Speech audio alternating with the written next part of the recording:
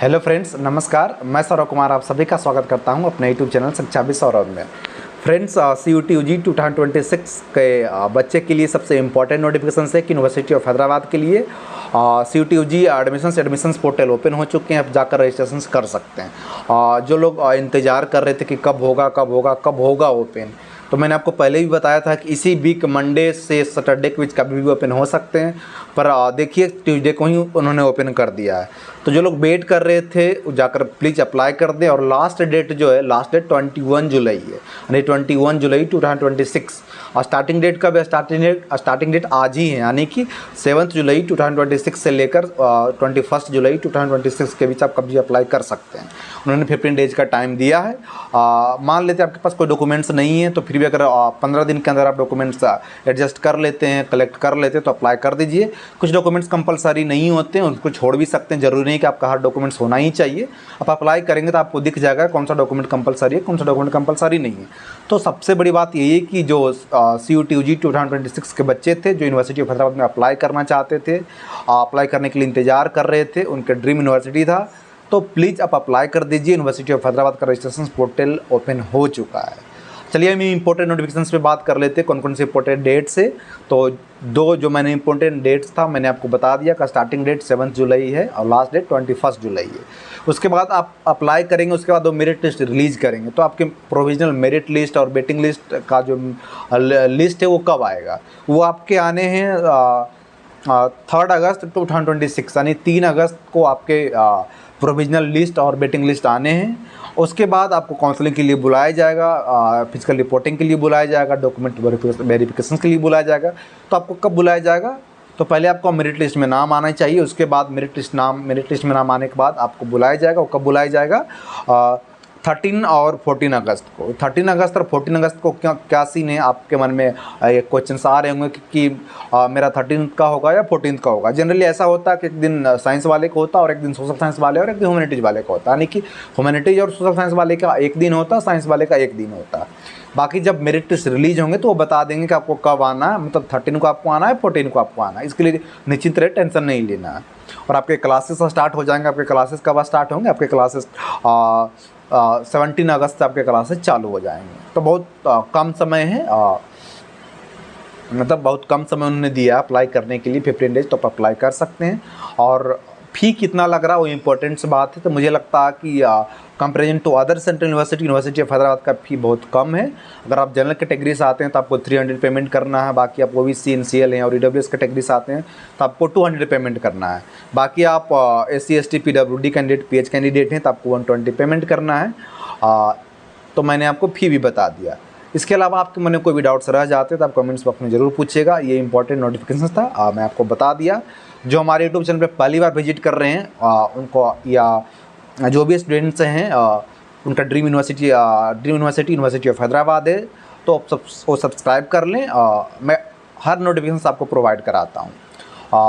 और आगे मैं बताने से पहले मैं आप अपने बारे में बताना चाहता हूँ कि मेरा नाम सौरभ कुमार है और एक्चुअली मैं यूनिवर्सिटी ऑफ हैदराबाद से ही इंटीग्रेटेड का छात्र हूँ अभी। मैंने 2022 में एडमिशन्स लिया था हिंदी लिटरेचर में, और मेरा ये लास्ट ईयर है, यानी कि 2027 में मैं पास आउट हो जाऊँगा। और मैं क्यों बता रहा हूँ आगे मैं आपको बताता हूँ। एक्चुअली मैं एडमिशन्स के लिए पेड काउंसलिंग भी चलाता हूँ। मैं 2 साल से पेड काउंसलिंग चला रहा हूँ। पेड काउंसलिंग का मतलब ये मत समझिएगा, बहुत सारे यूनिवर्सिटी में होता है, जैसे कि BHU आप जाएंगे तो वहाँ पेड सीट्स होता है। तो यूनिवर्सिटी ऑफ हैदराबाद में ऐसा पेड सीट कुछ नहीं होता है। एक्चुअली मैं पेड काउंसलिंग चलाता हूँ। पेड काउंसलिंग का मतलब होता है कि एडमिशन में मैं आपको हेल्प करूँगा। जैसे कि 12th के बाद बच्चे आते हैं, उनको कुछ भी पता नहीं होता कि आगे क्या करना। जैसे मैंने अपने फॉर्म फिलअप कर दिया, फॉर्म फिलअप के बाद आपको क्या करना है, उसके बाद क्या करना है, डॉक्यूमेंट वेरिफिकेशन के लिए या फिजिकल रिपोर्टिंग के लिए आप आएंगे तब आपको क्या करना, कैसे फॉर्म फिलअप करना है, कैसे हॉस्टल मिलेगी, कैसे डॉक्यूमेंट वेरिफिकेशन होगी आपको, या कब तक आपको हॉस्टल दे दी जाएगी, या कुछ डॉक्यूमेंट्स में इशू आ रहे हैं तो आपको क्या करना है, ये सारे हेल्प मैं आपको करता हूँ। जब तक आपके एडमिशन्स नहीं हो जाते हैं A to Z चीज़ें मैं आपको कर देता हूँ। तो आप चाहे तो पेड काउंसलिंग से जुड़ सकते हैं, और बाकी आपके डिपेंड करता है। पेड काउंसलिंग के फैसिलिटीज़ मैं आपको बता दिया। 2-3 फैसिलिटीज़ और जो इम्पोर्टेंट है वो मैं आपको बताना चाह रहा हूँ कि पेड काउंसलिंग अगर आप लेते हैं तो 24 आवर आप हमसे कॉल पे बात कर सकते हैं, व्हाट्सअप कर सकते हैं। और जो बच्चे अच्छे घर से नहीं हैं, गर्ल्स बॉयज़ दोनों के लिए मैं बात कर रहा हूँ, जो बच्चे अच्छे घर से नहीं हैं वो काउंसलिंग के लिए जब आते हैं, मान लेते हैं आपको 13 को बुलाया गया, 14 को बुलाया गया, दोनों में से किसी डेट को आपको बुलाया गया।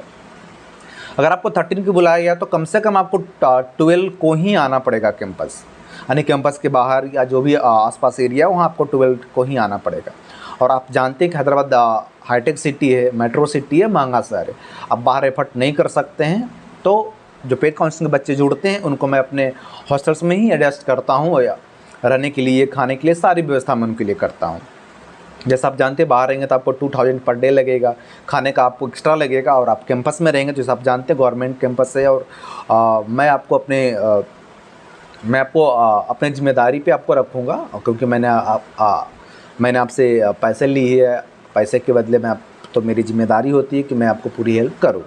तो जो बच्चे अच्छे घर से नहीं होते, गर्ल्स बॉय दोनों के लिए मैं रहने की व्यवस्था करता हूँ, और किसी तरह उनको मैं खाने की व्यवस्था कर देता हूँ ताकि उनको दिक्कत ना हो। बाकी सभी बच्चे के लिए नहीं है, ध्यान रखिए। जो बच्चे एफर्ट्स नहीं कर सकते हैं, बाकी जो बच्चे एफर्ट्स करते हैं वो पेड काउंसलिंग में होते हुए बाहर रहते हैं, क्योंकि उनको पता है कि सबको मैं नहीं रख सकता हूँ। जो बच्चे बिल्कुल बाहर एफर्ट नहीं कर सकते, गरीब घर से आते हैं, बस जिनका ड्रीम था कि यूनिवर्सिटी हैदराबाद में पढ़ें, और उनको मैं हेल्प करूँगा, बस इतना ही मेरा कहना था।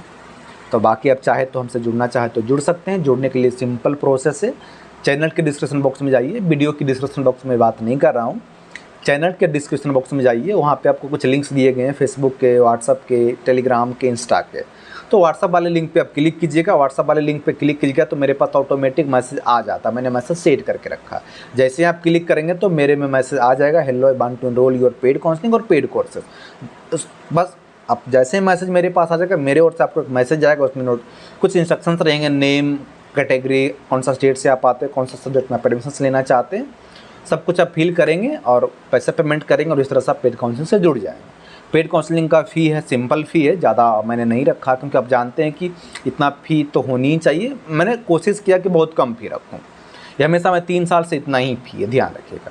अगर आप जनरल कैटेगरी से आते हैं और ईडब्ल्यूएस कैटेगरी से आते हैं तो आपको 250 पेमेंट करना है, और आप ओबीसी, एनसीएल हैं, SC, ST, PWD, pH candidate है तो आपको 200 पेमेंट करना है। बाकी नोटिफिकेशन आपको दे दी जाएगी, ध्यान रखिएगा। तो फ्रेंड्स, फिर मिलते हैं किसी नए वीडियो में, नए टॉपिक के साथ, नए इन्फॉर्मेशन के साथ। तब तक के लिए धन्यवाद।